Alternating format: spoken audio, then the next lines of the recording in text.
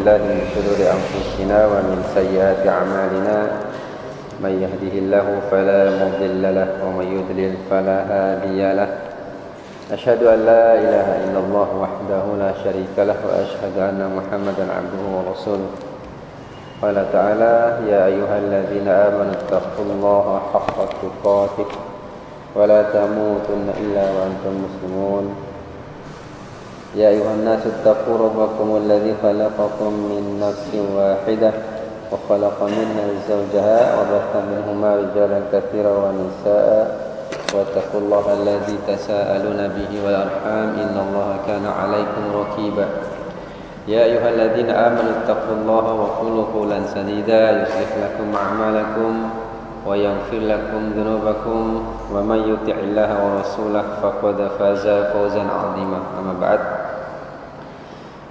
فإن أصدق الحديث كتاب الله وخير الهدى هدى محمد صلى الله عليه وعلى آله وسلم شر الأمور محدثاتها وكل محدثة بدعة وكل بدعة ضلالة وكل ضلالة في النار اللهم صل على محمد وعلى آله ومن تبعهم بإحسان ila yaumiddin. Alhamdulillah ikhwafillah jemaah sekalian rahimani wa rahimakumullah.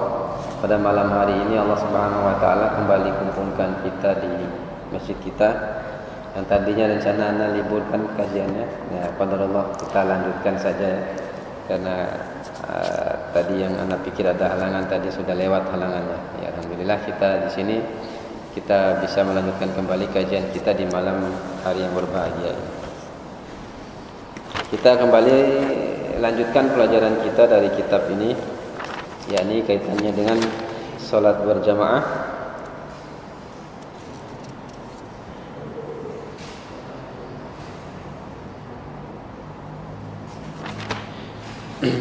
Kemarin kita berhenti di mana ya?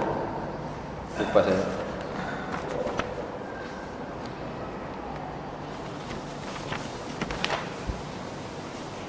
Ya.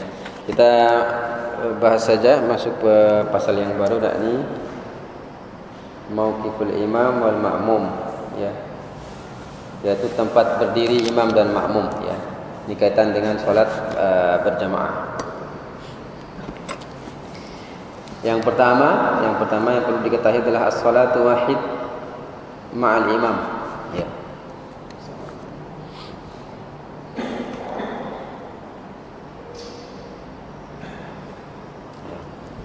Yang pertama solat sendiri ya, solat sendiri bersama imam. Maksudnya satu orang imam, satu orang makmum ya.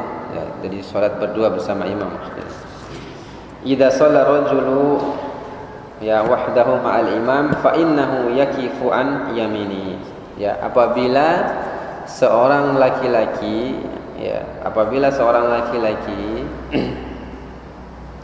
seseorang ya dia solat sendiri bersama imam, artinya dia bersama imam ya, solat berdua, makmumnya cuma satu orang maksudnya nih. Ya, fa innahu yakifu an yaminihi, maka dia berdiri di sebelah kanan imam. Ya. Dia berdiri sebelah kanan imam. Ya. Muhadhiyan lahu, ya, menurut mazhab Hambali ini adalah dia sama lurus ya, antara imam dan makmum itu lurus. Tempat berdirinya, tidak makmumnya tidak mundur ke belakang ya. Hanya saja di sini ada beda pendapat ya ulama tentang kalau salat berdua apakah harus lurus. Menurut mazhab Syafi'i dan sebagiannya mereka menganjurkan untuk mundur sedikit makmumnya. Kenapa demikian? Sebab para ulama sepakat kalau imam itu kalau makmum itu lebih maju dari imam sedikit saja batal salat. Ya. Maka pendapat yang hati-hati sebetulnya adalah pendapat mazhab Syafi'i. Jadi makmumnya agak ke belakang sedikit. Artinya kalau ukuran lurus umpama kita lihat jari kaki ya, makmumnya ke belakang sedikit gitu maksudnya. Agar tidak nanti rawan kalau lurus kan. Kadang ketika kita bangkit dari sujud umpamanya, ya biasanya akan bergeser posisi dan bisa jadi makmum nanti akan, nah mayoritas ulama kalau posisinya makmum lebih maju maka batal salatnya. Maka yang lebih bagus adalah pendapat yang lebih hati-hati sebetulnya pendapat mazhab Syafi'i ini. Tapi di sini beliau ini penulisnya mazhab Hambali. Menurut beliau adalah yang diunggulkan adalah sama rata. Tapi sekali lagi ini rawan ya, kenapa? Ya, karena mayoritas ulama mengatakan kalau makmum sedikit saja lebih maju dari imam batal salatnya. Di sini hadis yang dipakai adalah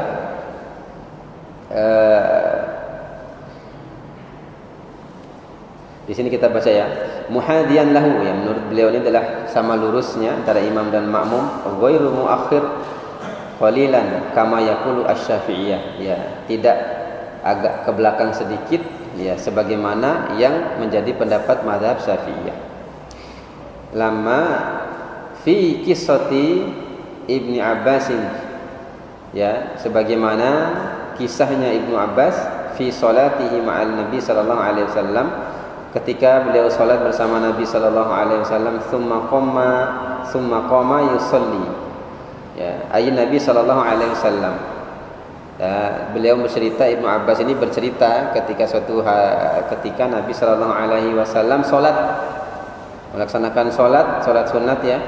Kemudian dilihat oleh Ibnu Abbas, faqumtu, ya, fa sana'tu mithlu ma sana'a summa dhahabtu, ya, kemudian aku bangun. Ini salat tahajud, ya, kemungkinan salat tahajud, karena di sini Ibnu Abbas mengatakan ketika itu aku bangun, ketika aku melihat Nabi sallallahu alaihi wasallam bangun, kemudian aku bangun dari tidur, kemudian aku melakukan seperti apa yang dilakukan oleh Nabi sallallahu alaihi wasallam. Fadhahabtu maksudnya berwudu dan seterusnya. Fadhahabtu faqumtu ila janbihi fa wada'a yadahu al-yumna ala ra'si. Kemudian aku berdiri di sebelah kiri Nabi sallallahu alaihi wasallam.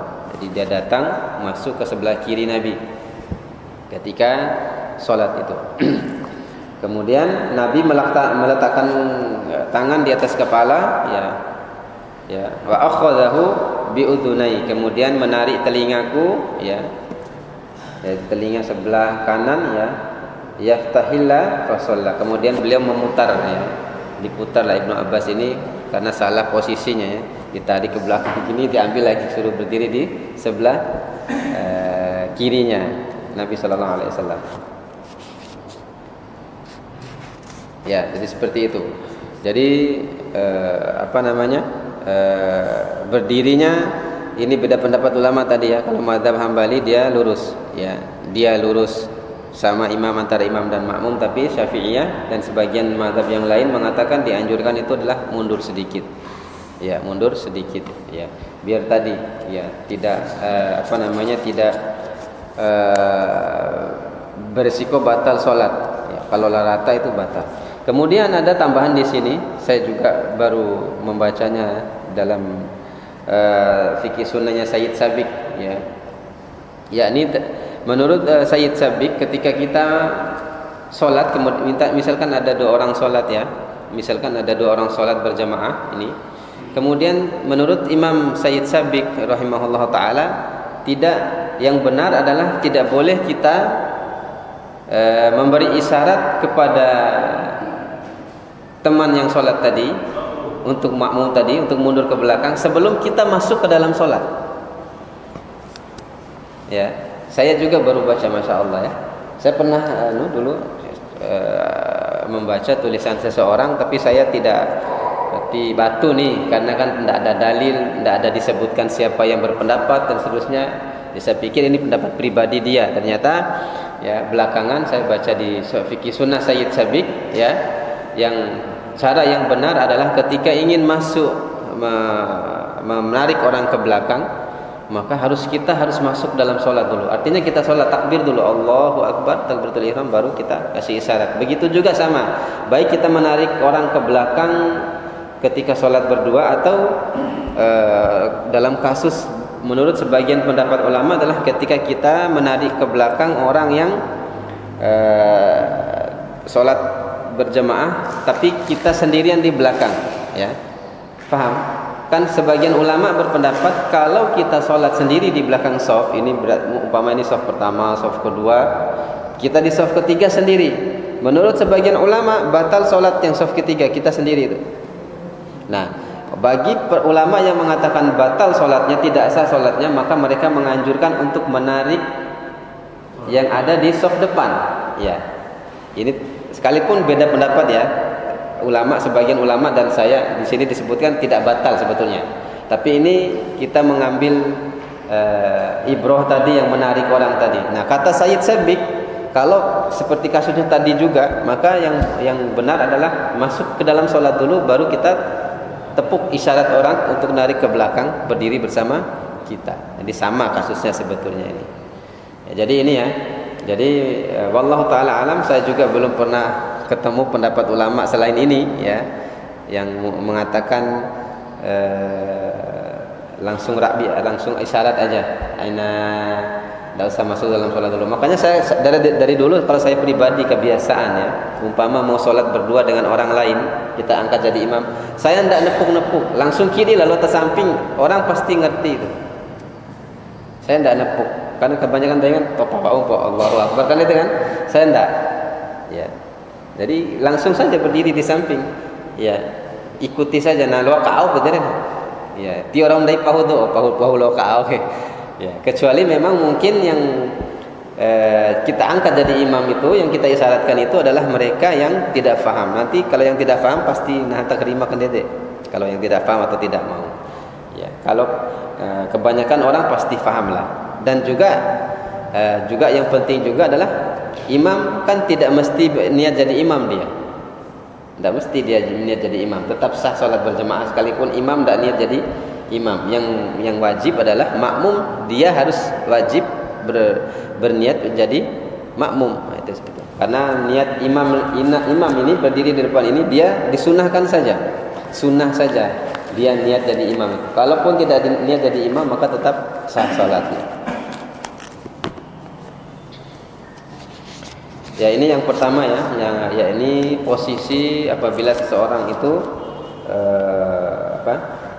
sholat sendiri bersama imam ya. Di sholat dua orang sini maksudnya.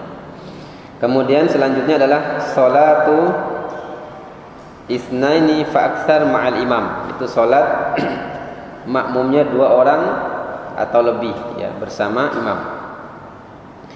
Beliau mengatakan di sini, idza shalla ma'al imami rajulani fa innahuma yakifani wara'ahu saffan bittifaqil ulama.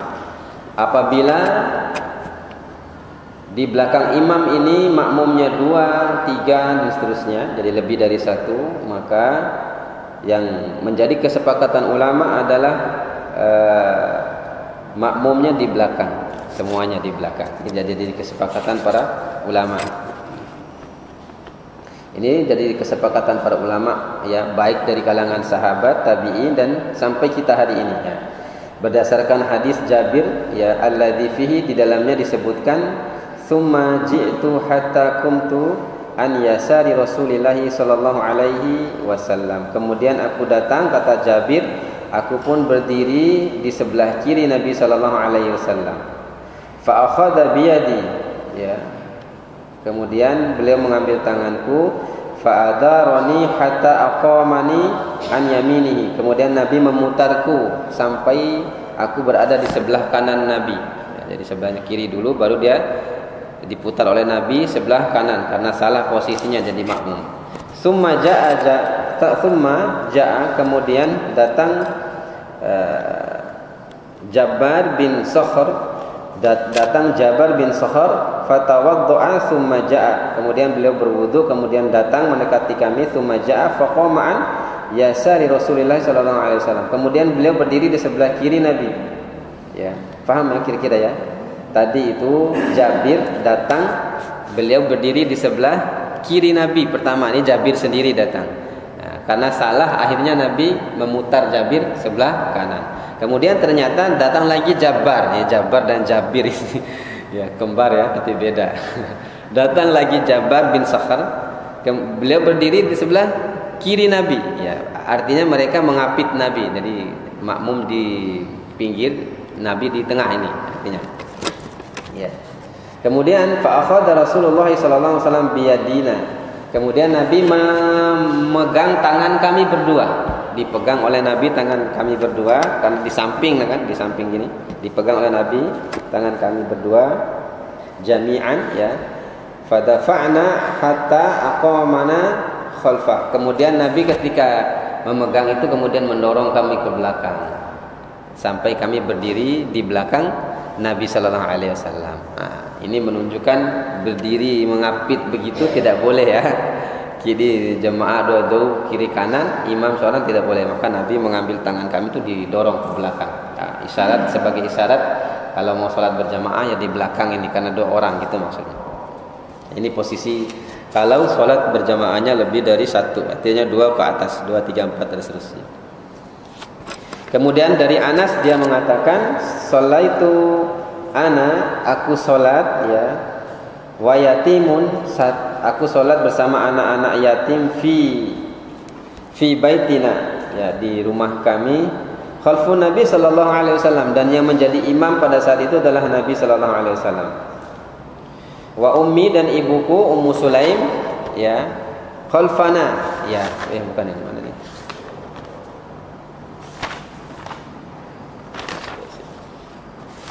Ya. Wa ummi, dan ibuku ya Ummu Sulaim khalfana, di belakang kami ya.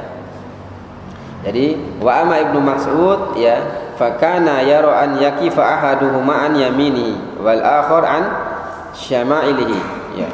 Dan pada saat itu kami berdiri di belakang di belakang Rasulullah SAW, sedangkan ibuku berdiri di belakang sendiri ya, di belakang sendiri ya. Ini sudah umum ya, sudah kita tahu ini. Jadi seorang perempuan kalau dia sholat berjamaah, ikut sholat berjamaah ya, dia tetap sah sekalipun dia sendiri ya. Umpama imam terus kemudian makmum laki-laki banyak, kemudian dia berdiri di belakang, tidak ada teman, tetap itu dibolehkan ya. Jangan sampai kesel ini gabung tapi ya, tidak boleh ya.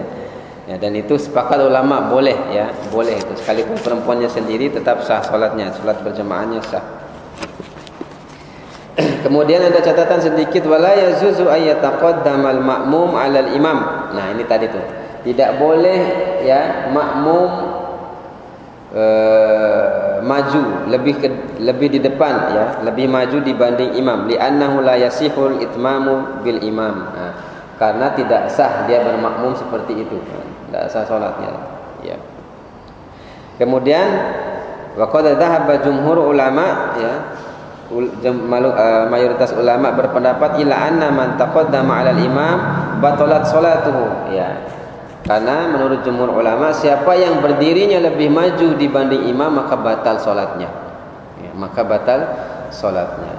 Ini saya dulu ini teringat waktu kecil dulu ya. Sampai waktu itu di Muhammadiyah itu kan belum dikasih atap ya, belum dikasih atap, cuman coran aja, tipe tingkat 2 ya. Dari di atas itu corannya saja. Nah dulu masjid penuh itu, kita anak-anak itu naik ke atas semua, panas-panas itu. Nah sholatnya di tempat ini, tempat imam, di di mihrab.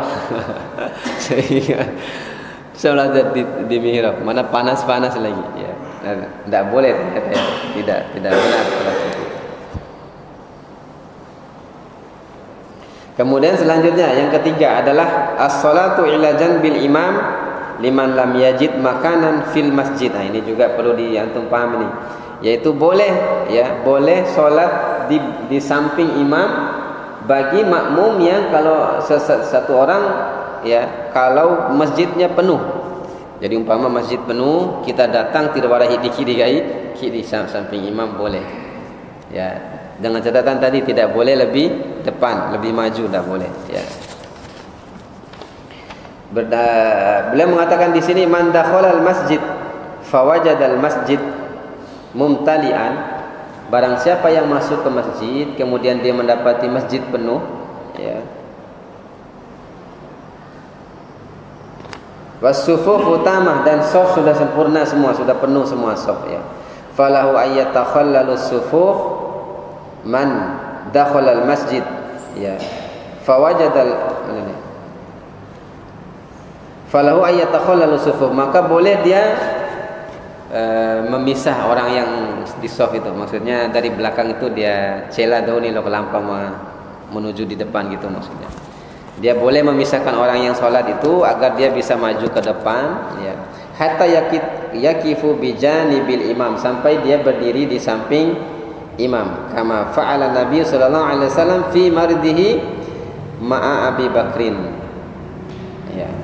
Sebagaimana yang dilakukan oleh Nabi sallallahu alaihi wasallam ketika sakitnya, yaitu ceritanya pada saat itu Nabi sallallahu alaihi wasallam sakit, ya, karena terlambat akhirnya sholat dipimpin oleh Abu Bakar, ya. Abu Bakar yang radhiyallahu taala anhu yang menjadi imam pada saat itu. Falamma ra'ahu Abu Bakar ista'akhkhar, maka ketika Nabi melihat ketika Abu Bakar melihat Nabi datang sedang sholat itu, akhirnya Abu Bakar mundur, ya, mau kasih Nabi tempat Nabi, ya, untuk melanjutkan menjadi imam.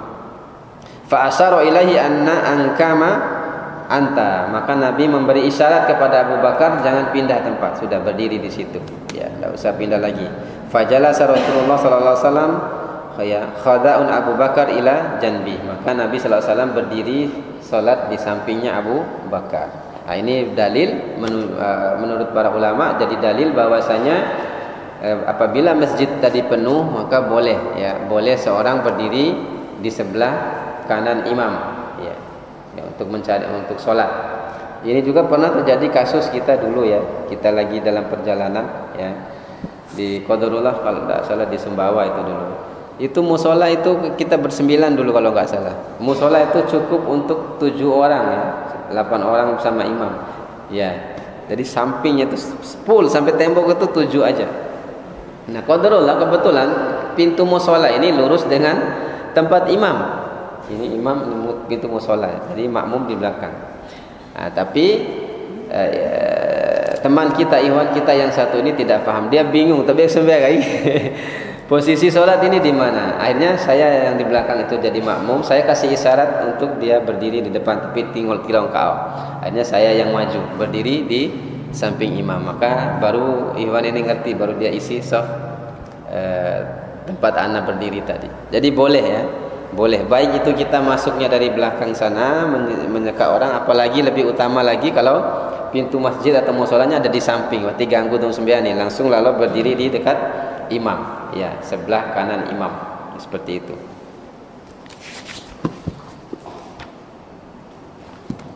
Kemudian selanjutnya sholatul mar'ah ma'al imam, sholatnya perempuan bersama imam, sholatnya wanita bersama imam.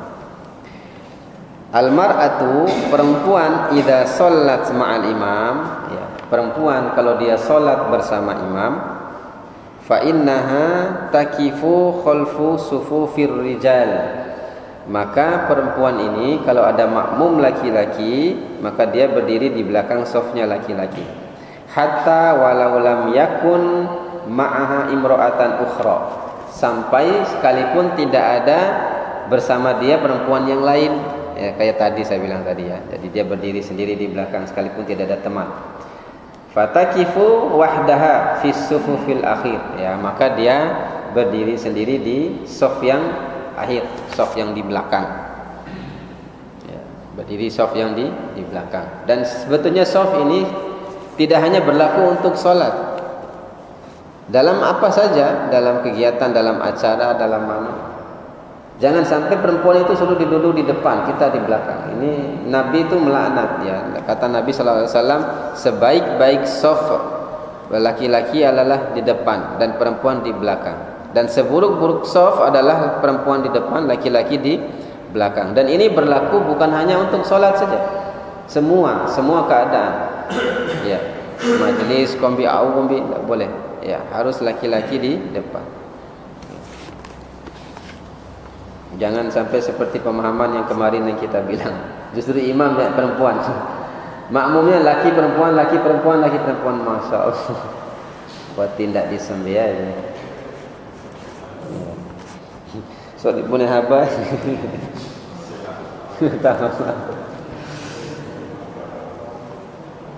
Wa qala Ibnu Mas'ud radhiyallahu taala anhu berkata, kana rijal wan nisa fi Bani Israil, dulu ya laki-laki dan perempuan Bani Israil yusalluna jami'an, mereka salat berjamaah. Jadi salat itu, syariat salat itu sebetulnya sudah ada sebelum Nabi Muhammad SAW diutus. Ya, ini dalilnya ini. Ibnu Abbas mengatakan dulu ya Bani Israil itu kalau salat mereka salat berjamaah laki-laki dan perempuan. Ya. Fakanatil mar'ata laha al-khalili. Ya, dulu ada ceritanya kata Ibnu Abbas ini, Ibnu Abbas cerita ini tentang Bani Israil ini. Ya. Maka suatu ketika ada seorang perempuan, dia datang sholat berjamaah dan dia punya pacar, dia punya kekasih, naksir dia sama laki-laki dan kebetulan sama-sama sholat berjamaah. Ya, la khalili talbasul al-qalibin tatulu bihima li khaliliha. Maka dia karena tahu pacarnya itu ya, atau orang yang dia suka itu sering sholat di masjid itu, akhirnya dia pakai selop yang tinggi. Sembiakan di selop sia ta'arika logo edan causya idolan atau tando kak. Ya, ini sholatnya begitu tuh Bani Israil dulu ya. Akhirnya dia datang sholat, dia bikin sandal yang tinggi biar bisa lihat terus ya, kekasih hatinya itu ya. Ya, akibat perbuatannya itu kata Ibnu Abbas fa'alqu alaihinnal haid, maka saat itulah wanita itu mulai haid, dikasih haid biar tidak datang ke masjid maksudnya.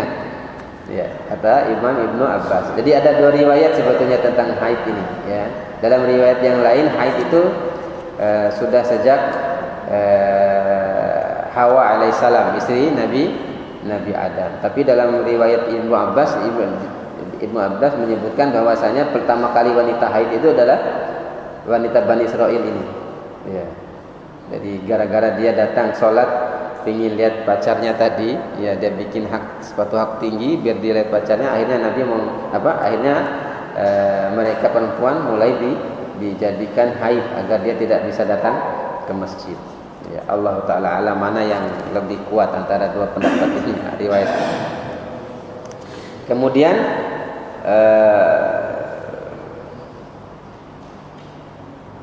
beliau mengatakan di sini wa idza shalla ma'al imam rajulun wahid wa imra'atan, apabila salat seorang laki-laki sebagai imam dan makmumnya perempuan satu orang. Ya, boleh cara nggih? Laki-laki satu imam, perempuan makmum, boleh cara. Jadi sama. Berdiri sebelah kanan. Fa innar rajula ya yakifu ya hadaihi an yaminihi wa tasiful mar'ata wahdaha wara'a. Maka yang benar adalah tetap di belakang perempuan kalau sendiri. Ya. Perempuan itu tetap di belakang kalau sendirian. Kalau salat bersama laki-laki. Fa an Anas bin Malik radhiyallahu taala anhu ya, ketika dari Anas bin Malik radhiyallahu taala an ya, anna Rasulullah sallallahu alaihi wasallam ya ammahu wal mar'atu ma'ahum faja'alahu an yaminihi wal mar'atu asfala min dalika. Ya, ketika Nabi sallallahu alaihi wasallam salat bersama beliau ya, Anas bin Malik radhiyallahu taala anhu ya, berdirinya berdua rata begitu ya, sama rata antara Anas dan Rasulullah. Kemudian perempuan pada saat itu ada di belakang satu orang ya, ada di belakang.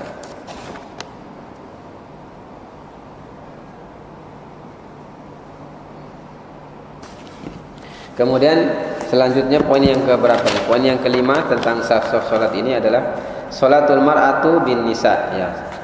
Jadi salatnya sesama perempuan ya, salatnya sesama perempuan.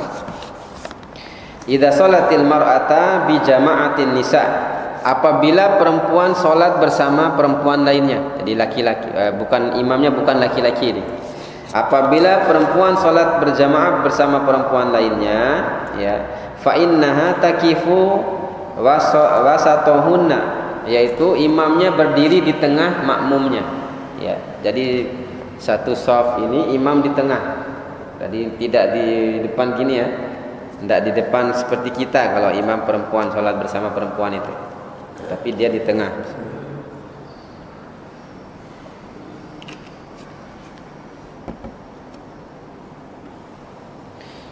Wala tataqaddamu ala sufil awal minhunna ya. Dan dia tidak boleh maju ya di saf yang depan ini. Tidak boleh lebih maju seperti solatnya laki-laki maksudnya. Ya. Wa hadza astaralahunna. Dan karena ini lebih tertutup bagi para perempuan ya. Fa'an Rabithah al-Hanafiyah, dari Rabithah al-Hanafiyah, anna Aisyata ammatahanna faqamat bainahunna fi salati al-maktubah ya, bahwasanya Aisyah ya radhiyallahu taala anha pernah menjadi imam ya, imam makmum perempuan semua, maka Aisyah berdiri di tengah makmum yang perempuan itu. Berdiri di tengah-tengah makmum yang perempuan ya.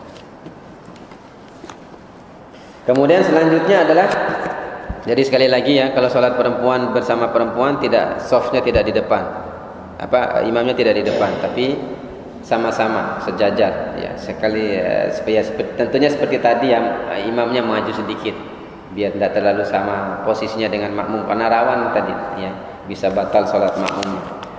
Kemudian aina yakifu sibyan fi sholat. Nah, di manakah tempat berdirinya anak-anak kalau dalam sholat berjamaah? Ya, tak baik di guys sudah oke poda ya. Yang benar bagaimana? Ya. Di dalam riwayat disebutkan kana yaj'alur rijalu qudamul gulamani wal gulamani khalfuhum. Ya, dalam riwayat disebutkan ya, anak-anak itu dipisah di belakang, sebagian riwayat ya. Anak-anak dipisah sendiri ya, softnya itu. Ya, tidak bersama orang-orang yang orang tua ya. Ini riwayat Imam Abu Daud, Imam Ahmad ya, dan juga Imam Malik ya. Hanya saja perlu diketahui, mungkin ini kebiasaan kita dulu juga ya, berdasarkan hadis ini. Ini saya baca dulu juga, kita sering baca di risalah sampai ada buat gambar poster ya. Jadi imam, makmum, terus ada makmum anak-anak di belakang semua. Ini dasarnya hadis ini memang. Tapi mayoritas ulama mengatakan hadis ini dhaif. Ya, begitu pendapat Syekh Albani, kemudian Syekh bin Baz, satu lagi Syekh Utsaimin rahimahullah taala, dan ini juga disebutkan di sini memang dhaif hadisnya. Nah, yang benar menurut pendapat para ulama adalah anak-anak ini berdiri di di tengah-tengah. Jadi kalau ada orang tua bawa anak, yang benar adalah dia tidak berdirikan anaknya di belakang sendiri, tapi dia harus anaknya itu di samping dia. Dan ini lebih menjaga ya, lebih bisa menjaga anak-anak. Ya nek larai kan nanti kimi la lorima. Nanti baju nek larai. Ya kengangu dong kelai sembiang pama seperti itu. Nah, memang rawan kalau anak-anak dibiarkan di soft belakang. Ini belum bicara hadisnya tadi ya. Memang ada hadisnya anak-anak di belakang, tapi tadi ya hadisnya dhaif. Menurut mayoritas ulama hadis itu dhaif. Maka yang benar menurut para ulama adalah anak-anak di saja, biar tidak main-main, itu digabungkan saja. Bahkan menurut Syekh Utsaimin rahimahullah taala, kalau ada anak-anak yang kira-kira watijabhanu, nanti umpama dia ini tidak nakal, tidak apalah, tapi masih anak-anak begitu, maka kalau dia sudah berdiri di saf depan, tilo di klosa ya, kata Syekh Utsaimin, karena dia punya hak juga, yang selama dia tidak di belakang imam. Ya. Tidak boleh kita turun di belakang takon tu umi. Kata Syekh Utsaimin tidak boleh, karena dia juga punya hak di situ. Ya, dan itu juga akan menyakiti hati anak itu. Bahkan dia ticon mai sembia wali pede gara-gara dia. Kata Syekh Utsaimin begitu. Ya. Maka biarkan dia. Ya, kata beliau, kalau kita mau di depan lebih awal ya datang lebih awal, jangan mengambil saf orang lain, kata Syekh Utsaimin. Ini juga yang perlu kita perhatikan. Ya, tidak boleh anak-anak, kecuali anak-anak mahanum bani, anak-anak kali popok umpama gitu kan, atau masih ya dia main-main lah, habis salat takbir jalan kiri kanan dah. Ini maksudnya anak-anak yang kelas 3 SD, kelas UPA lah, yang sudah bade tingango, itu tidak boleh kita tarik ke belakang dia, itu tidak boleh, biarkan saja dia.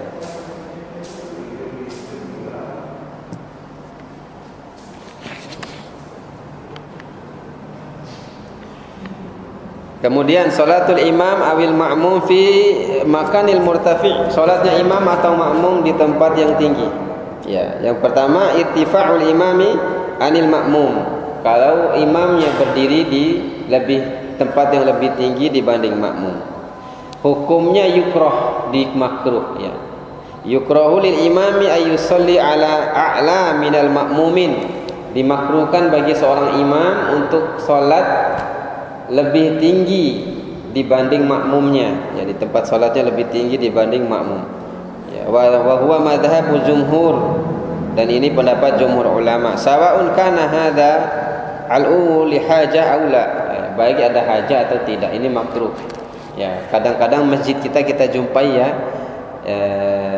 dari sengaja ke DC rumah imam mereka. Nah, ini makruh, tidak boleh. Tidak boleh dan tidak ada hajatnya juga ya. Jadi kini imam pun udah ke dodo makmum, tambah sombong imam itu ya.